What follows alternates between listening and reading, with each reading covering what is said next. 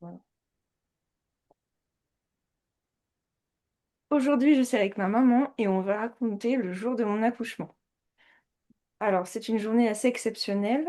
C'était mon premier bébé, bien sûr. Et maman, c'est la première fois que tu deviens grand-mère.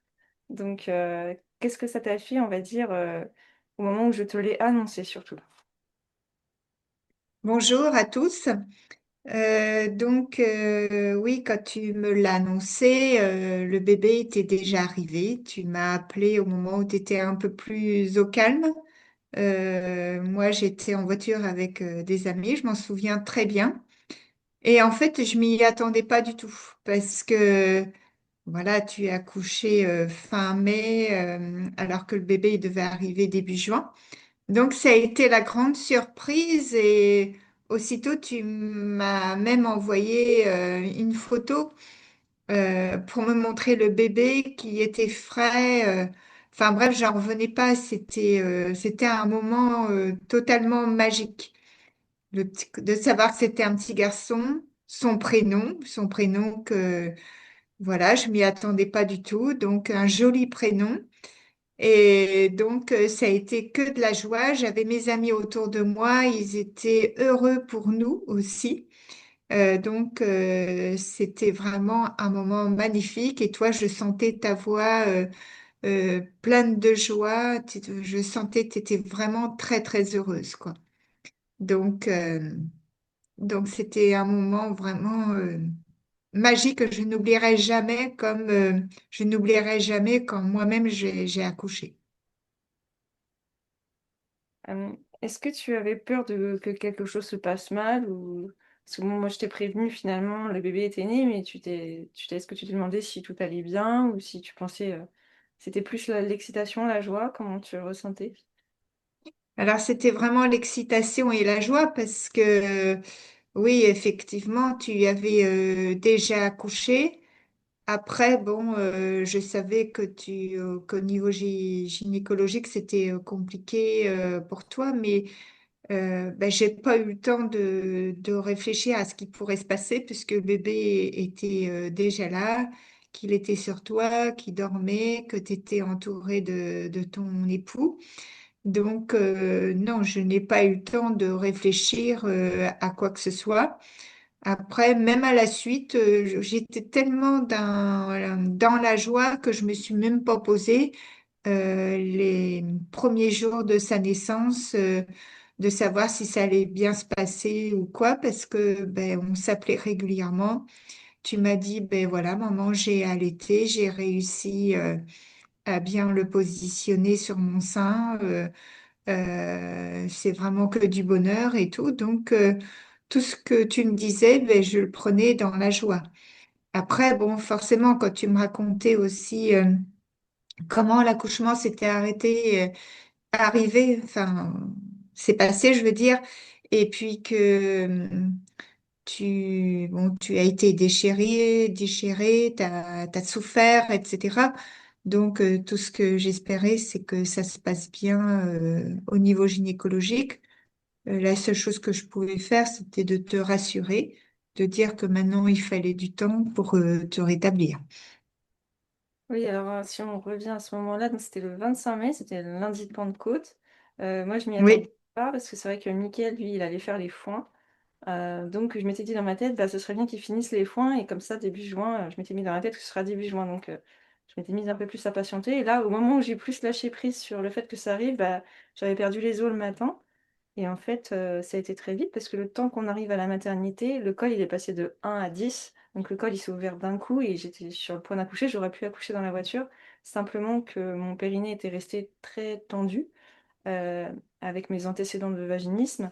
Et du coup, il n'a pas eu le temps de se relâcher. Et c'est pour ça qu'on a dû, à la fin, en fait, comme il est arrivé trop vite, on a dû prendre une ventouse pour le sortir vite, comme il était dans le détroit inférieur et ça a déchiré, en fait, une, fait une déchirure. Donc moi, en tant qu'ostéopathe et sportive comme je suis, c'est vrai que ça m'a...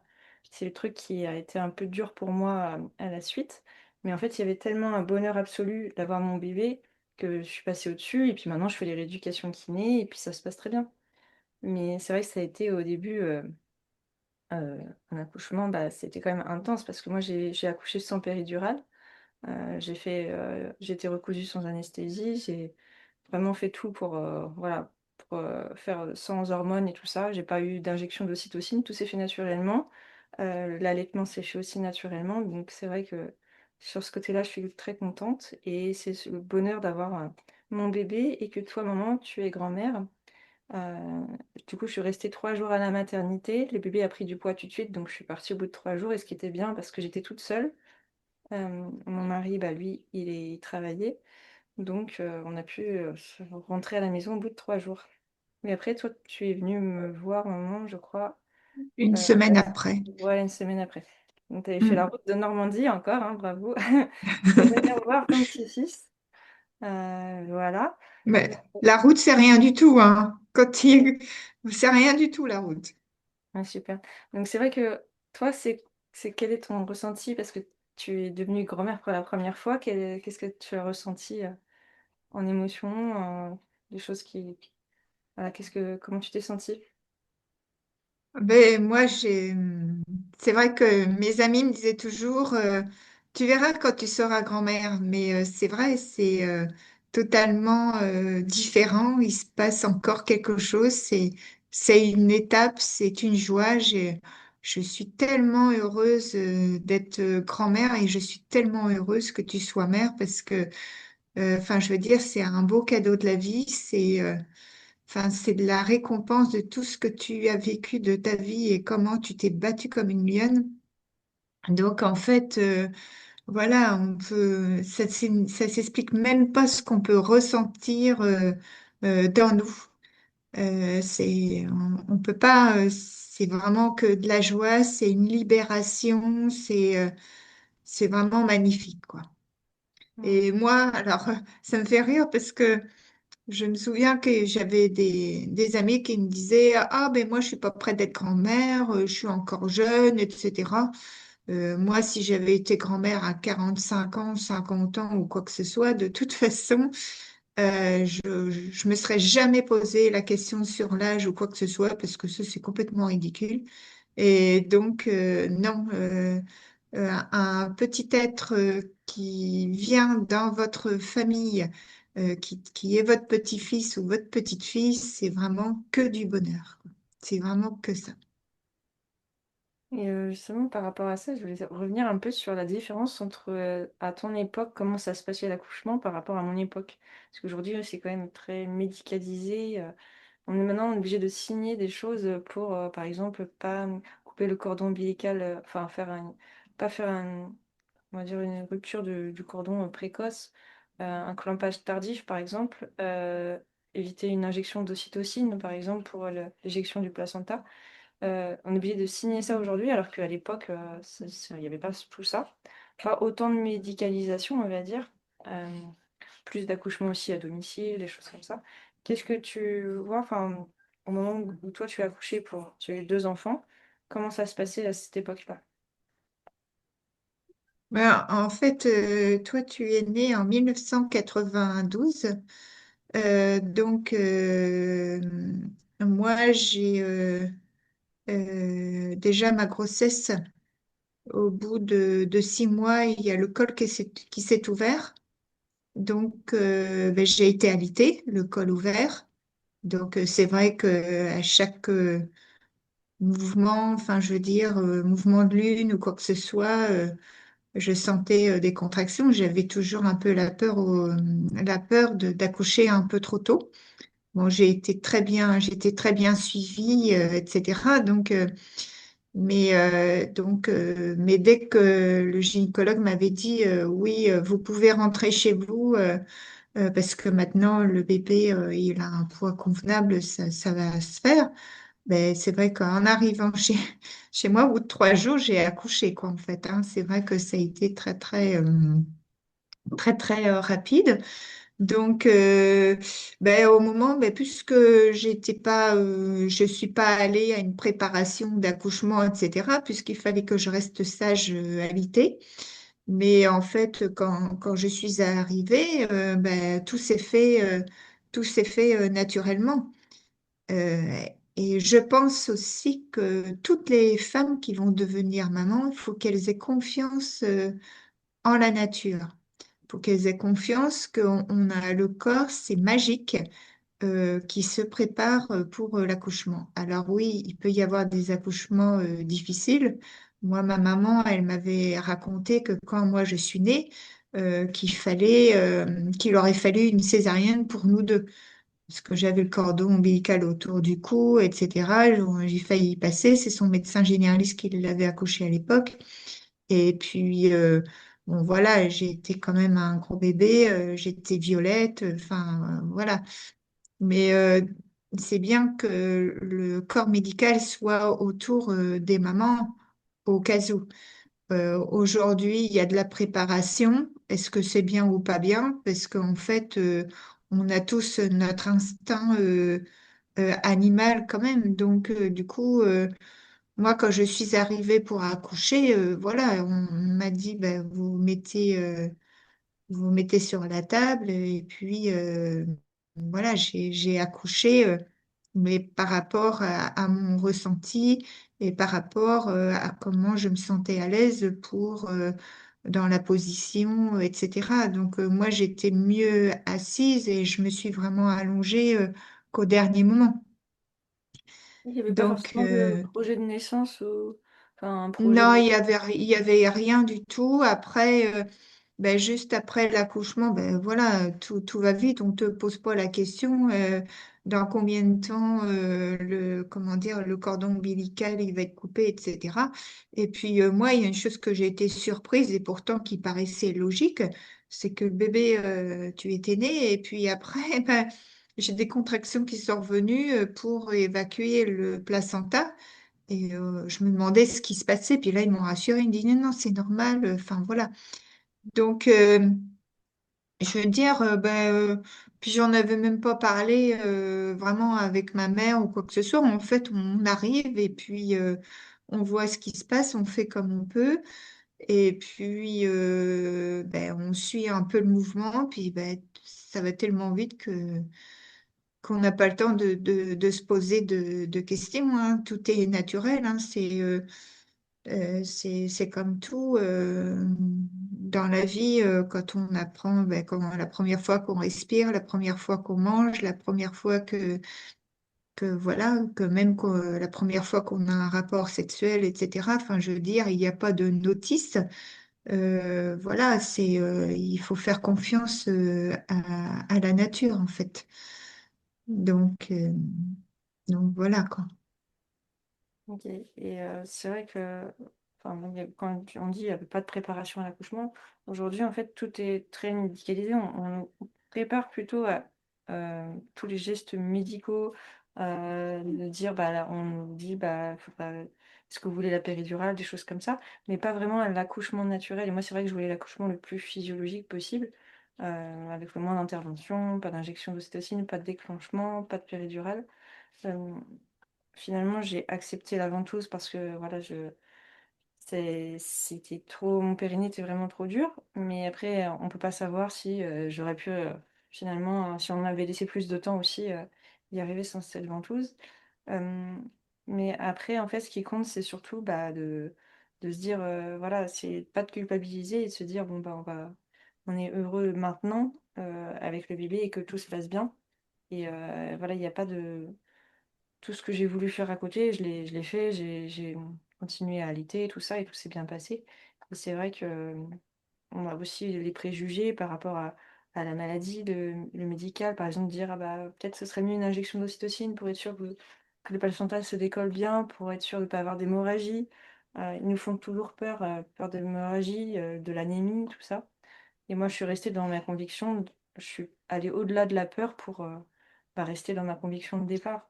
Donc ça, c'est important parce que c'est souvent la peur qui fait que on va dans des processus loin jusqu'à la césarienne, quoi. Euh, Euh, Je, je suis Je suis d'accord avec toi parce que les peurs donnent des freins, ça bloque. hmm, Les peurs, ça bloque. c'est ça.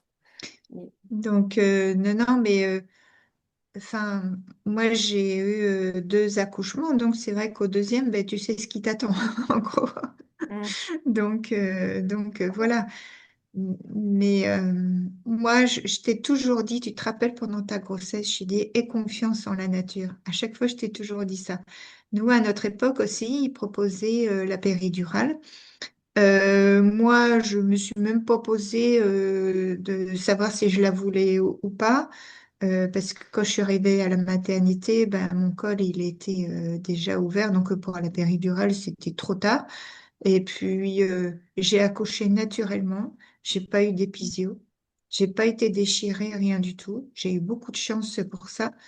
Mais j'ai énormément contrôlé ma respiration.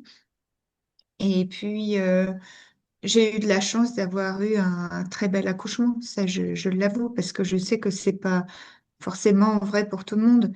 Je sais que j'ai une de mes sœurs, bon ben voilà, elle a eu les forceps, son bébé il était quand même assez gros. Donc ça a été beaucoup plus difficile. Comme je disais tout à l'heure, ma maman, ça a été difficile, voilà aussi. Moi, ça a été très facile et j'ai eu beaucoup de chance à mes deux accouchements et j'en ai vraiment un très bon souvenir. Après,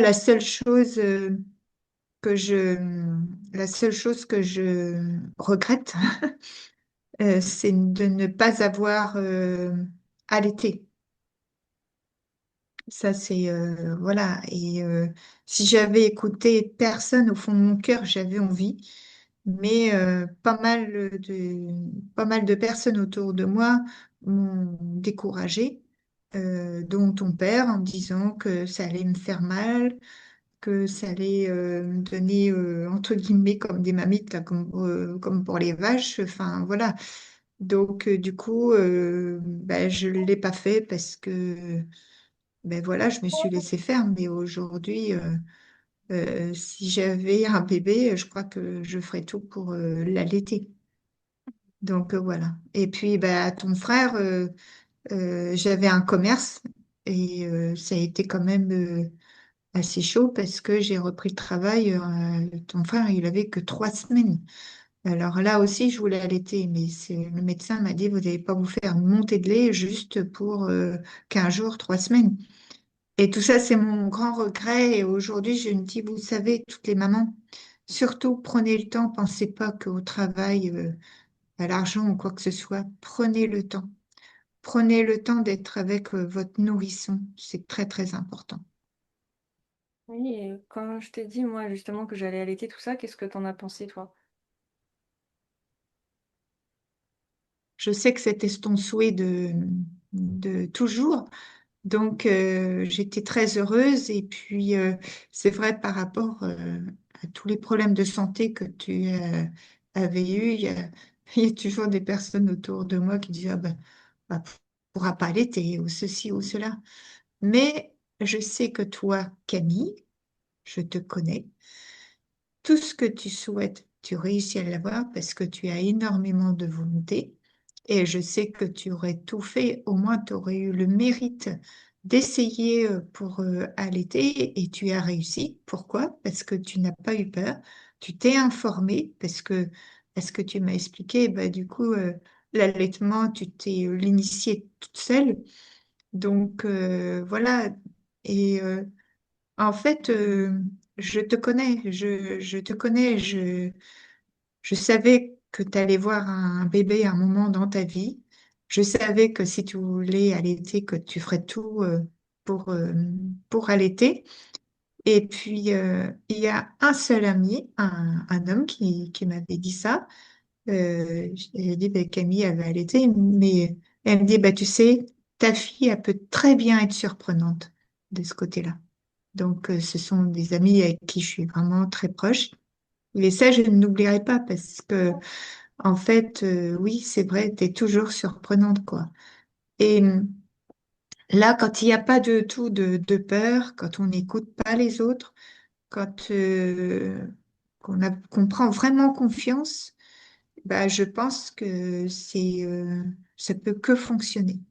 Et là, tu vois, j'entendais même par des amis de dire, oui, mais l'allaitement, maintenant, ils mettent des genres de coques en silicone au sein. Quand j'ai vu ça, je dis, mais en fait, je me suis dit, mais quel est l'intérêt d'allaiter si on met une coque comme ça, bon, c'est déjà bien, il y a le lait maternel, mais je veux dire, la symbiose avec l'enfant, elle est où? Avec un bout de plastique qui coupe tout, en fait. Mais toi, tu me l'as bien expliqué, quand tu hydrates bien ton mamelon avec ton lait, quand tu positionnes bien le bébé pour qu'il prenne bien le sein, c'est vrai que en fait, pour lui, c'est un apprentissage et pour toi, et c'est à toi aussi d'aider à mettre ton bébé correctement au sein. Donc voilà, je trouve ça encore merveilleux. Et puis je me dis toujours que quand tout se passe bien, ben c'est génial. Quand je t'ai vue, Camille, quand j'étais venue te voir au bout de 8 jours après ton accouchement, t'avais les cernes, t'avais les joues creuses, t'avais perdu du poids. Et c'est vrai que voilà, je me suis pas dit non, Camille, elle est pas en train de mal manger. Elle est simplement fatiguée, elle a perdu beaucoup de sang, elle a eu un accouchement quand même difficile. Il lui faut du temps au temps et elle va y arriver. Et quand je t'ai revue là au moment des préparatifs de ton mariage, où j'ai revu ton visage rayonnant, tes fossettes, et que tu m'avais dit que tu avais réussi à reprendre du poids même en allaitant, c'est merveilleux.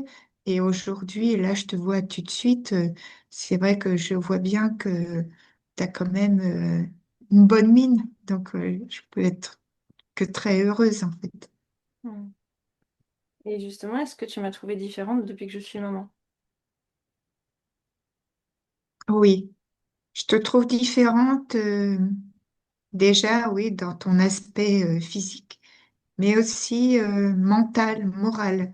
C'est-à-dire que là, depuis que tu es maman, tu lâches prise dans ta vie quotidienne, on est tous au niveau administratif, que ce soit dans notre vie privée et dans notre vie professionnelle, au niveau des papiers, c'est compliqué.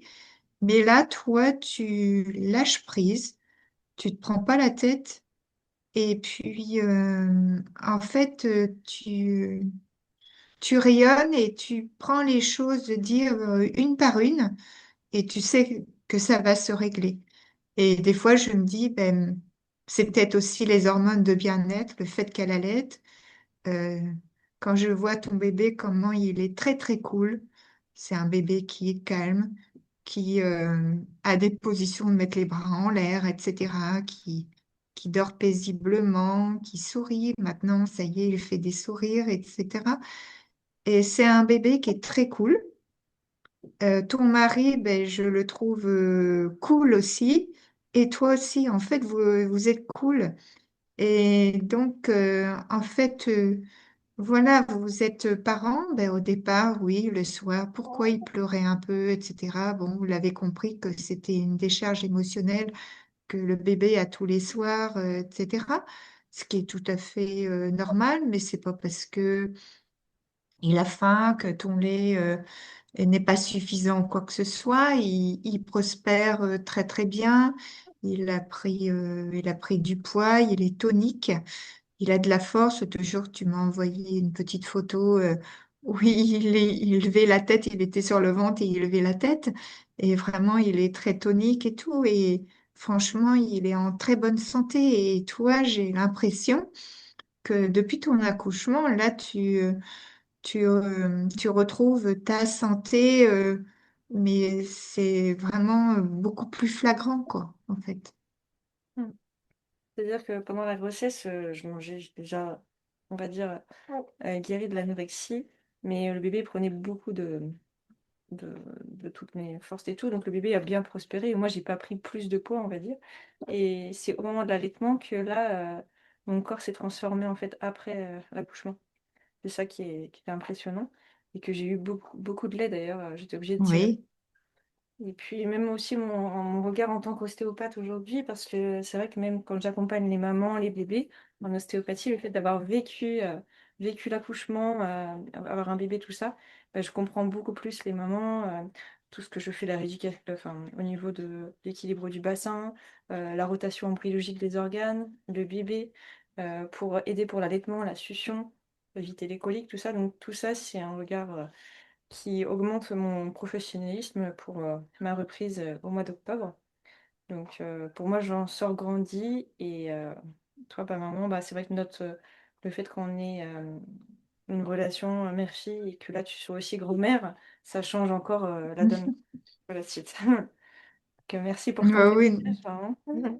Et puis on parlera, de justement un peu plus de, après la grossesse, comment tu as vu le bébé, notre relation ici, mère-fille et grand-mère et aussi, l'allaitement, on pourra en parler un peu plus précisément. Donc n'hésitez pas à mettre, dans les commentaires, des questions que vous aurez là-dessus.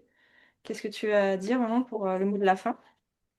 je suis en train de penser à une chose. Oui, ton expérience, tu peux le proposer à tes patientes aussi parce que je pense que ce serait bien aussi que tu les rassures pour l'allaitement et puis leur expliquer un petit peu comment positionner le bébé au sein pour justement ne pas avoir de crevasses, des choses comme ça, parce que dans le milieu médical, ben, ils ont peut-être pas vraiment le temps. Regarde, toi, quand tu as accouché, c'était le lundi de Pentecôte. Ben, il y avait tellement de bébés qui naissaient qu'ils n'ont pas eu le temps de s'occuper de toi et c'est toi qui s'est dépatouillée toute seule à le mettre au sein. Et à la limite, oui, si tu pouvais aussi partager ton expérience pour que les mamans soient prêtes si jamais elles se retrouvent toutes seules aussi. Donc, ça, c'est super chouette. Et il faut être toujours dans le partage, de partager toutes nos expériences, surtout les expériences négatives, pardon, positives, je veux dire, et puis toutes les expériences positives, et puis même les expériences négatives, ben, trouver toujours la solution, parce qu'il y a toujours une solution, c'est certain. Ah oui et puis je dirais, bon, aujourd'hui ma mission c'est, avec tout ce que j'ai appris en embryologie, en ostéopathie, bah, en nutrition, micronutrition, la gestion du stress, le rapport humain. Le côté humain aujourd'hui avec l'expérience que j'ai, c'est surtout de donner espoir à toutes les personnes qui ont eu des troubles alimentaires, de la dénutrition, tout ça, s'ils veulent être maman aujourd'hui, de pas lâcher parce que tout est possible. Et on peut même allaiter et tout, donc vraiment c'est en fait dans la vie, c'est vraiment, quand on veut vraiment quelque chose au fond de soi, vraiment pour soi, on met toutes les chances pour y arriver et on se bat pour notre objectif final en y allant étape par étape et en se faisant aider par quelqu'un aussi qui a vécu ça, heu, pour être compris. Parce que c'est sûr que si on va voir quelqu'un, vous pouvez être aussi rejeté par certains gynécologues qui vous disent que vous avez un poids trop bas, tout ça, donc du coup vous êtes découragé et après vous êtes tout seul ce qui arrive à beaucoup de personnes. Donc, bah, vous pouvez aussi me contacter, m'envoyer un petit message, même sur Instagram. Heu, c'est bien, moi je serai toujours là pour vous répondre et pour vous aider, étape par étape à obtenir votre objectif parce que je suis passée par là. Voilà. Mm. Ben, de toute façon, tu vois, Camille, tu as tout à fait raison. C'est que, en fait, tout dépend de l'état d'âme de la personne en elle-même, ce qu'elle veut vraiment au fond de son cœur. Parce que moi, j'ai eu l'expérience l'autre jour de tomber sur une jeune femme qui a à peine 40 ans et qui n'a pas encore d'enfant. Et je lui expliquais ton histoire et puis je lui ai parlé 2 fois. Et puis elle m'a dit que non, maintenant qu'à jeter l'éponge, quoi, enfin maintenant que c'était fini pour elle parce qu'elle avait 40 ans. Et je lui ai expliqué qu'à 40 ans, non, qu'elle pouvait encore avoir l'espoir. Mais en fait, je voyais bien que de toute façon, au fond d'elle-même, elle avait plus envie. C'est comme si qu'elle avait même pas. Alors, je dis pas qu'elle n'a pas eu d'enfant parce que peut-être qu'au fond d'elle-même, elle n'avait pas envie. Mais aujourd'hui, non, euh, elle est plus dans l'espoir, puis elle a plus envie. Mais quelqu'un qui a vraiment envie euh, et qui a toujours espoir, il faut savoir que il y a des miracles dans la vie et toi, tu es le témoin de tout ça, en fait. Ouais, c'est vrai que c'est, en fait, que ce soit les prises, les pertes de poids, tout ça, en fait, il y a rien il faut jamais forcer quelqu'un. C'est vraiment une envie tellement profonde, on va dire, quelque chose de naturel et instinctif qui vient de soi, que quand on met, par exemple, un projet en priorité numéro un. Donc si moi, mon projet, c'était d'avoir un bébé, je le mettais en priorité numéro un. Donc de me sortir de la dénutrition, de pouvoir, reprendre des forces, être bien dans ma peau et vraiment, lâcher prise sur le fait que mon corps devienne une femme et qu'il se sente en sécurité. Et quand on prend cette priorité en numéro un, on met toute notre force et notre énergie dedans et là, ça fonctionne que si on s'éparpille dans plein de projets différents, qu'on ne le met pas en priorité numéro un, on n'atteint pas l'objectif. C'est comme si qu'on voulait être bon partout, par exemple, on ne peut pas être bon partout. On a notre spécialité, notre, centre d'intérêt et il faut aller jusqu'au bout pour, y arriver. Parce que, l'énergie, elle est pas infinie, il faut vraiment se focuser dessus. Et moi, bah, c'était, avoir un bébé, m'en sortir et c'était ça ma priorité numéro 1, fonder une famille et j'y suis arrivée, malgré qu'au début, bah, vu l'état où j'étais quand j'ai été en réanimation et qu'on avait dit que j'allais mourir et que, voilà, que non mais même un animal dans la nature n'aurait pas pu survivre, bah oui, cet animal-là, moi, j'ai survécu et j'ai donné la vie donc voilà, c'est au-delà du physique ou de résultats biochimiques, en fait. Là, c'est vraiment, plus loin et c'est pour ça que j'accompagne dans quelque chose d'humain que l'on n'a pas forcément avec des examens médicaux ou alors qu'on va vous dire, «Vos examens sont pas bons, vous avez pas votre cycle, vous avez plus vos règles, vous avez, un taux de d'AMH trop bas, les oestrogènes qui sont pas bons, vous aurez jamais d'enfant», tout ça et on peut aller au-delà et y arriver quand même donc voilà, faut pas se décourager, parce que vous avez eu un résultat négatif, au premier abord. Voilà, donc n'hésitez pas à me contacter. On fera une prochaine vidéo sur l'allaitement, sur le postpartum et je vous dis à bientôt et à une prochaine. Oui, à bientôt à tous.